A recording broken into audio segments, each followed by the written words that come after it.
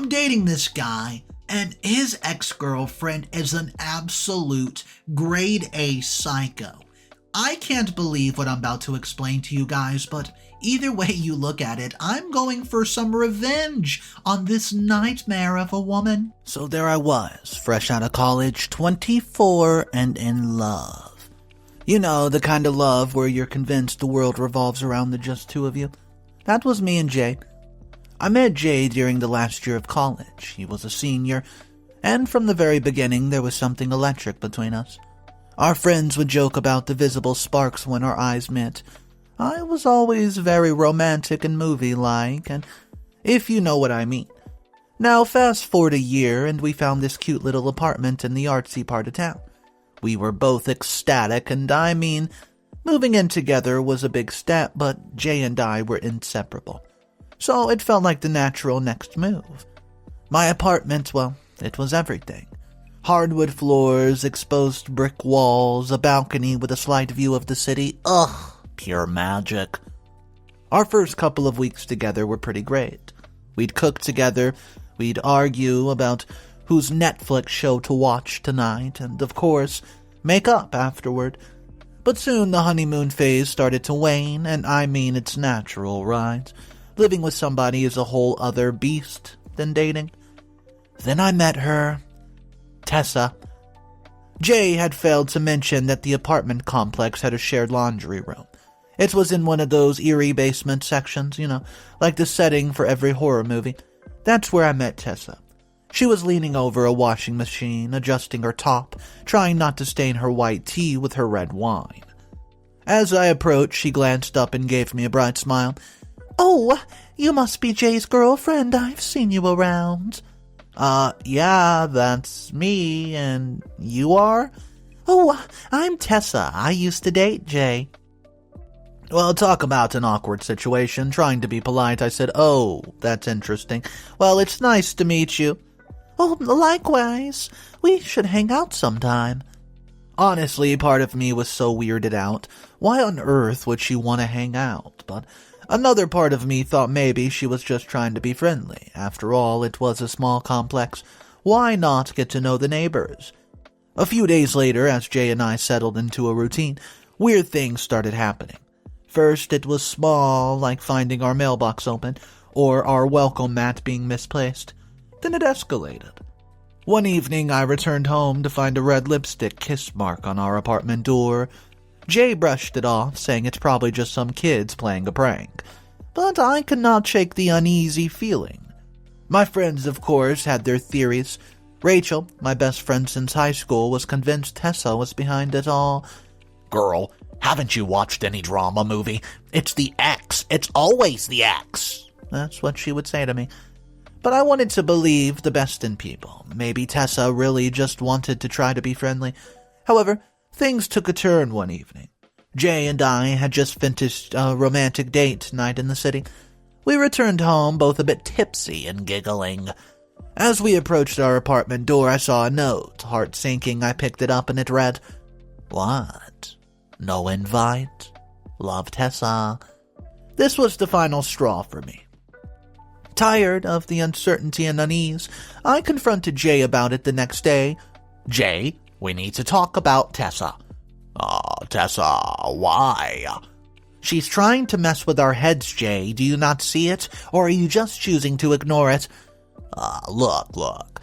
Tessa and I, we had a thing, but it ended way before you and I met, honey. I don't understand why she would even do something like this." "Well, you better figure it out, because I won't let some psycho ex ruin our relationship, Jay." We both knew that we had to do something about it, but we did not know where to start. One thing was certain, though this was just the beginning, and Tessa, well, she had no idea the crap storm that she had just unleashed.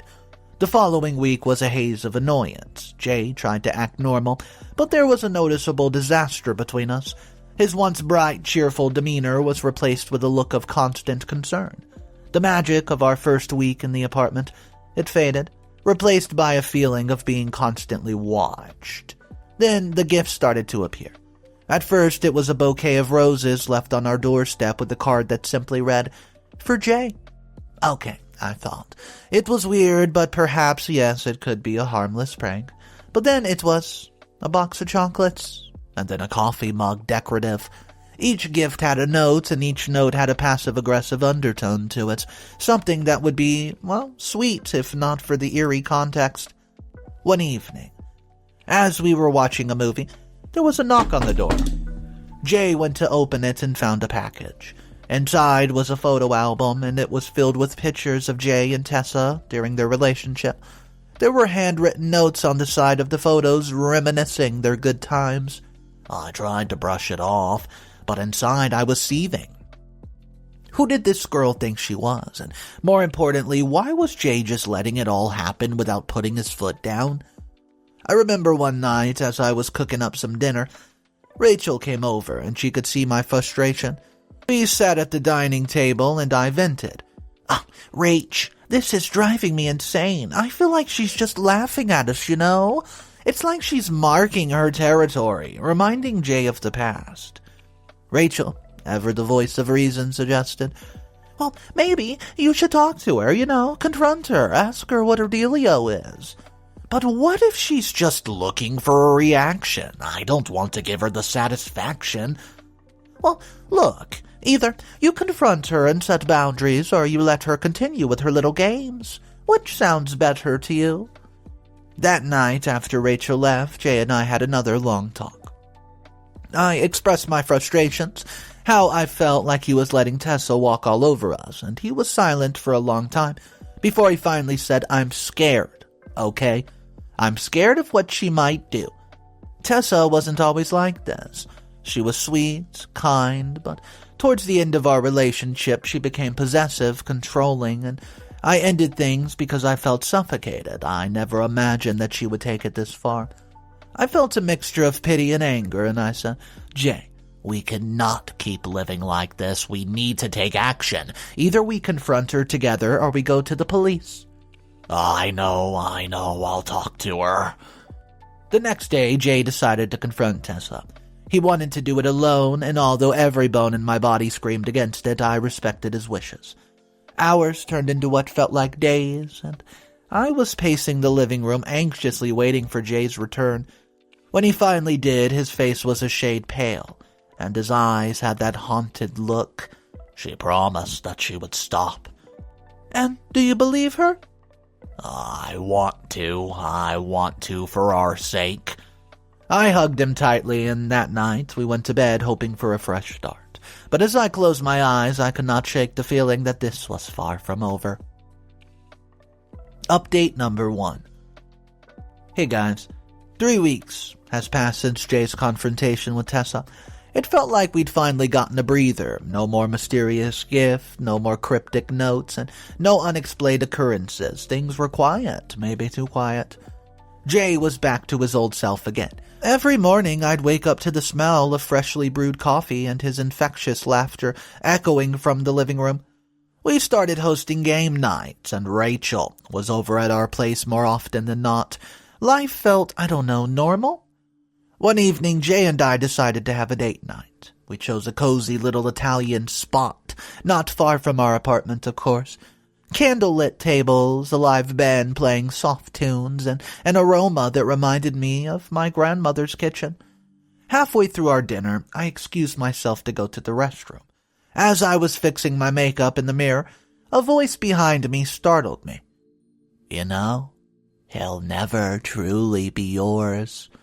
I turned around and there she was, Tessa, leaning against the bathroom door with a smug look on her face, and I tried to stay calm. Tessa, what are you doing here?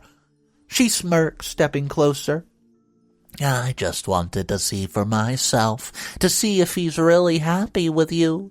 Well, he is. Tessa laughed, a cold, humorless laugh.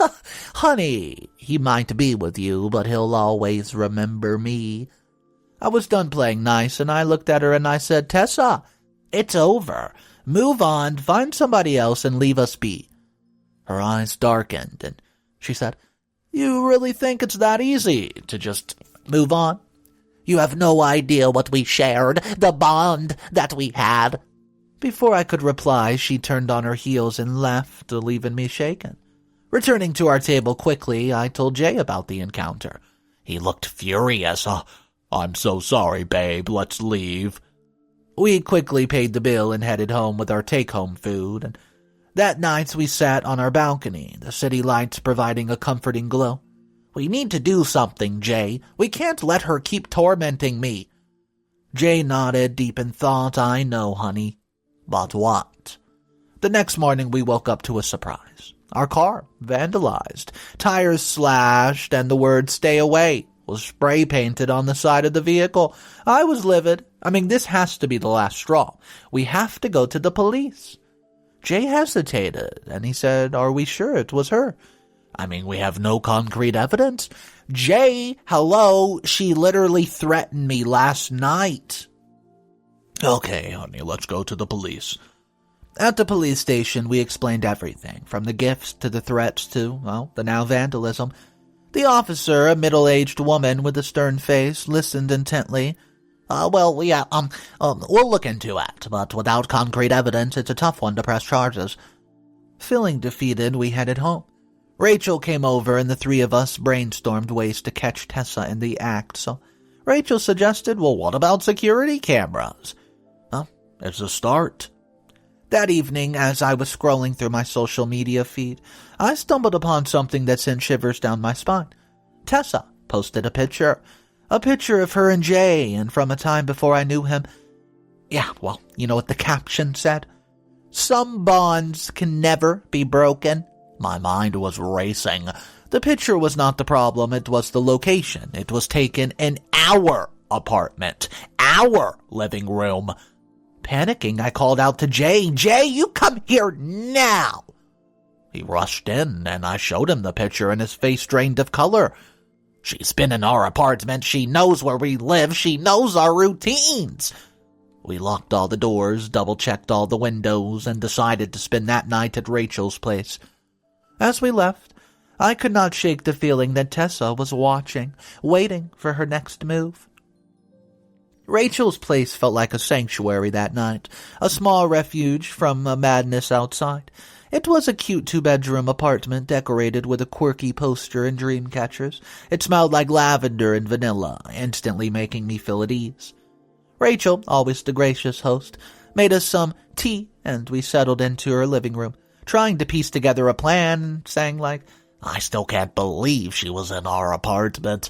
How did she even get in? Oh, honey, I have no idea. I've always been so cautious, always made sure everything was locked. The more we talked about it, the more paranoid I became. Every creak in Rachel's apartment made me jump. Every car passing by made me wonder if Tessa was outside, watching. I could not shake off the feeling of being constantly observed. A few days later, we had security cameras installed in our apartment. Every entrance, every window, even the balcony was under surveillance. If Tessa tried anything, we would catch her, red-handed. But days turned to weeks, and there was no sign of Tessa. It was as if she disappeared off the face of the earth. Jay seemed to relax a bit, believing maybe that she's gotten the message and moved on. But I was not convinced. The eerie silence felt like the calm before the storm. My suspicions were confirmed one evening. We received a package, no return address. Cautiously, we opened it, and inside was a doll, eerily resembling me with pins sticking out of it. Attached was a note that said, "You can't hide forever." I broke down. The constant harassment, the feeling of being unsafe in my own home, it was getting to me. Jay held me tight, trying to console me a bit. Well, I could see the anger and helplessness in his eyes. Rachel, being the proactive person she is, suggested we hire a private investigator. Well, if the police won't do anything, we take matters into our own hand. We contacted a very reputable PI, I found. Mr. Griffin, an older gentleman that he had that air of somebody who'd seen it all. We briefed him about Tessa, our encounters, the gift, the threats. He listened intently, scribbling down notes. Oh, you did the right thing, I promise you, coming to me. So smart, good idea. I've dealt with cases like this before. We'll get to the bottom of it.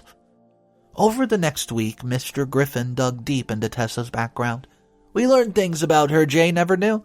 Turns out Tessa had a history of obsession. 2 of her previous relationships ended with restraining orders against her. One evening, Jay received a call from Mr. Griffin. "I think I found something, sir. You'd want to see this." We rushed to his office, and on his computer screen were CCTV footages. Tessa, skulking around our apartment building, sometimes just standing there for hours watching. But what was more disturbing was the footage from a local cafe. Tessa sat there, with another man showing him pictures. Our pictures. It looked like she was hiring him for something sinister. "It's clear she's escalating this, and it seems like she's not working alone," said Mr. Griffin. I felt sick to my stomach. Not only did we have to deal with Tessa's craziness, but now there was someone else involved, somebody we didn't know, could not predict. That night, we decided to stay at a hotel. We weren't taking any chances, and as we laid in bed, I could see the weight of the world on Jay's shoulders. "I'm so sorry," he whispered. "I never thought that she would go this far."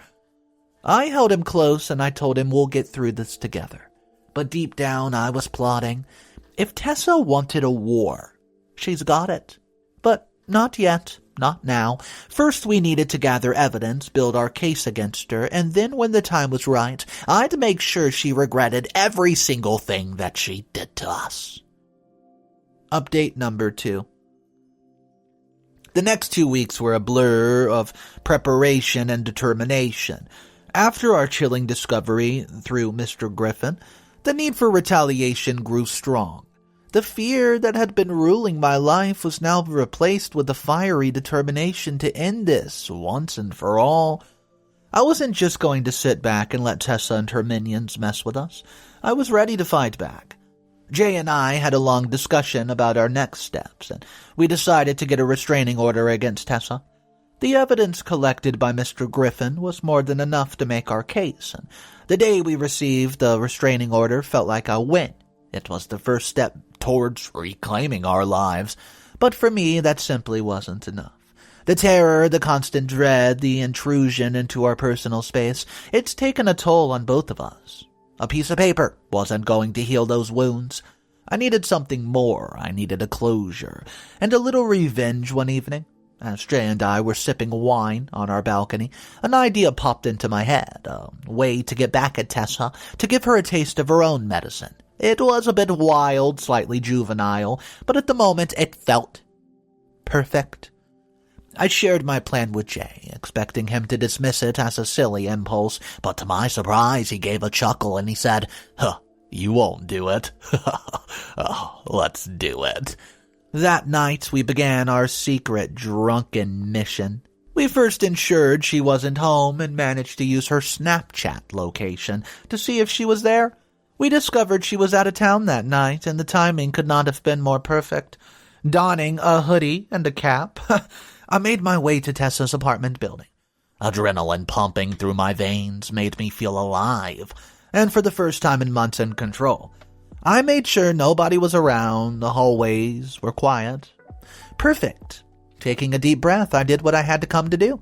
I peed all over the door, and particularly concentrated on the door handle.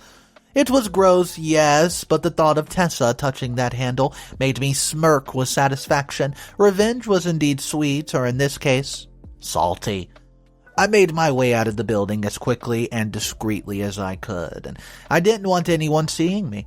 Once I was safe distance away, I called Jay. Operation Payback complete, I whispered, trying to stifle the giggles. "Oh, good job, Agent Revenge." His voice filled with amusement, and we both broke into fits of laughter. That evening, we celebrated our victory, ordered pizza, broke the diet, played board games, and drank some wine. It felt good to laugh, to feel lighthearted after the stress of the past few weeks. But, guys, the universe, it had a bit more drama in store for us. A couple days later, we were startled by a furious knocking on our door. I peeked through the peephole, and there she was, Tessa, and she was livid.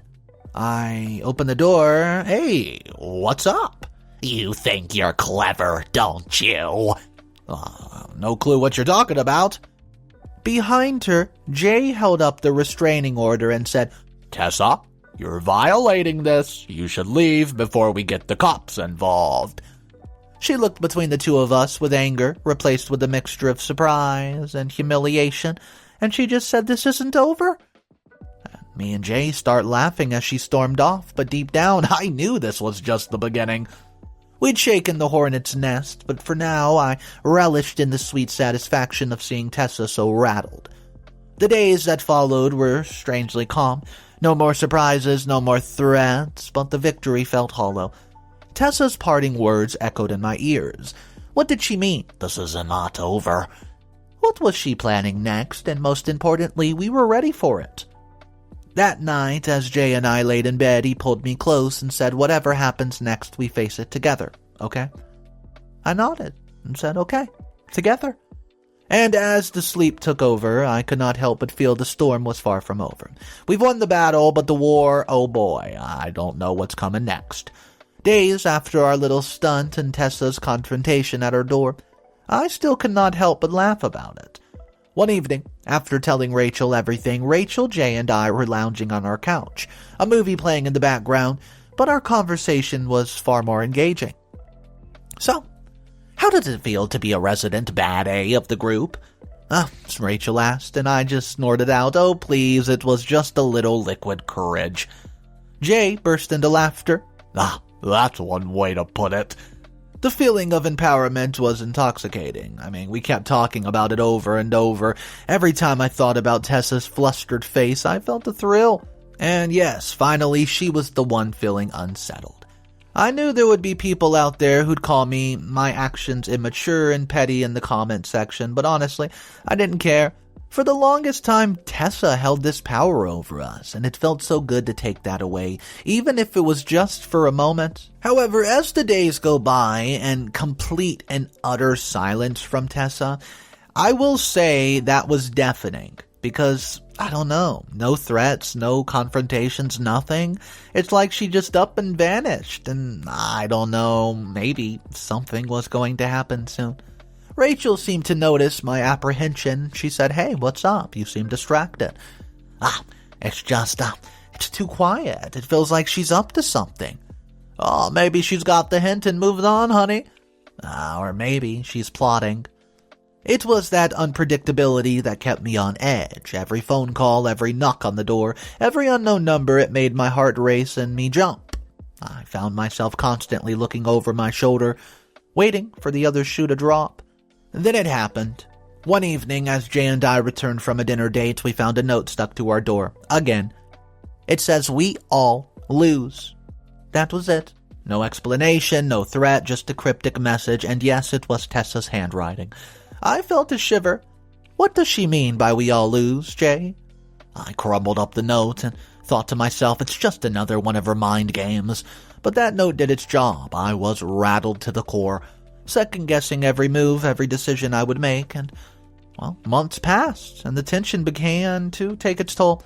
Sleepless nights start to add up, and anxiety-filled days start to ruin your week, and Rachel finally suggested therapy, a safe space to vent and heal, and so Jay and I started attending couples therapy, trying to regain some semblance of normalcy. Our therapist, Dr. Monroe, was a middle-aged woman with a very calming presence. I'm so happy we found her. We shared our, story, and she said, "You've been through a lot. The constant threat, the uncertainty, it's enough to make anyone anxious. I'm glad you're here today, but you cannot let Tessa control your life." Well, she was right.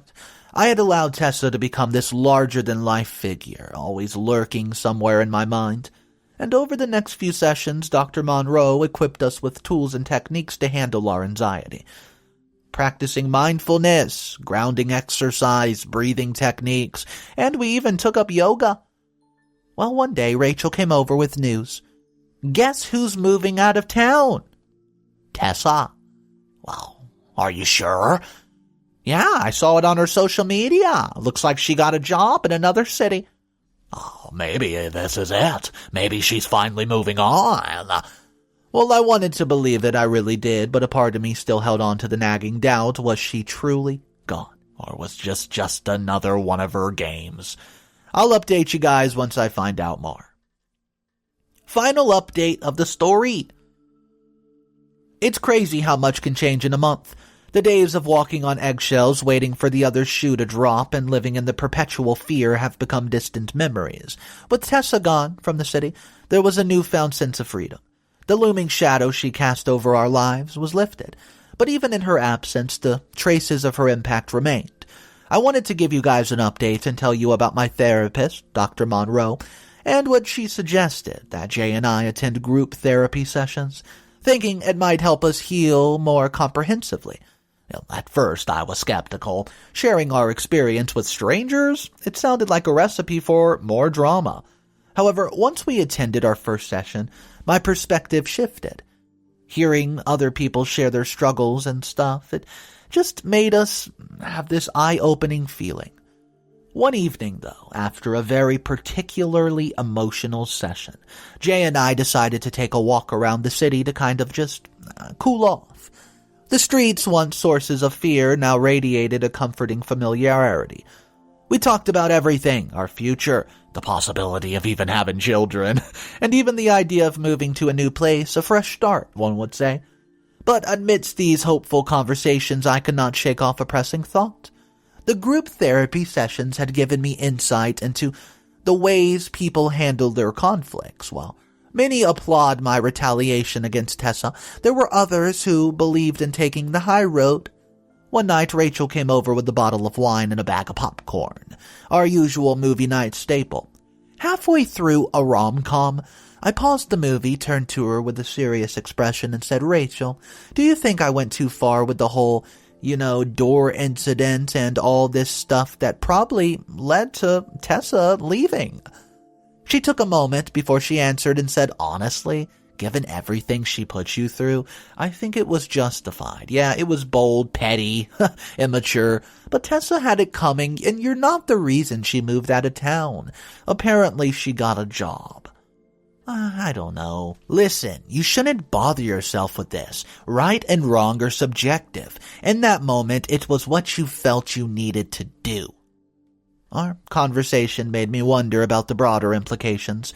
Anyways, how would you guys just perceive it? Were there other ways I could have dealt with Tessa's harassment? Life continued. Jay and I decided to move to a quaint town a few hours away from the city. It was truly our chance for a fresh start, away from the chaos of the past, and this way, Tessa will never find us again. Thank you for listening to my story. Comment number 1. Not the a-hole, honestly. Given the amount of psychological torture Tessa put you through, I think your retaliation was so mild. I mean, you peed on her door handle. Ooh, big deal. Maybe not the most mature move, but damn, it was satisfying, wasn't it? People don't realize how damaging prolonged stress and anxiety can actually be. Comment number 2. No, everybody sucks here. I don't care what other comments say, I get it. Tessa was an absolute nightmare, and nobody should have to put up with that kind of harassment. But being immature, it doesn't really resolve anything and makes you look worse. However, I'm glad you found therapy and healing afterwards. Everybody makes mistakes. It's how we grow from them that counts. Comment number 3. Sorry, but you're the a-hole, OP. Yeah, we get it. Tessa's actions were inexcusable. Retaliation was not the solution. But giving in to those base urges that you kinda lowered yourself to her level. It might have felt good in the moment, but taking the high road always has longer lasting peace and benefits. I mean, come on, you just peed on her door. How is that even getting her back in the long run? Comment number 4. Not the a-hole. I've been in a similar situation where somebody just pushes you to the breaking point. Sometimes it takes a drastic act to break free from that cycle of fear and anxiety. While it might not be the most moral choice in the eyes of some, I totally get what you did. It's human nature. You can't expect to be the big person all the time. So a lot of the comments were saying everybody sucks here, but I don't really agree with those comments because what OP had to go through of that weird, creepy girl just leaving notes on her door and just making her life complete chaos to the point where she had to seek out therapy for assistance. I think peeing on somebody's doorknob is disgusting and gross and petty, but come on. There could have been so many worse revenge. types that somebody could have been pushed to the point that OP was at, just imagine how bad it could have gotten.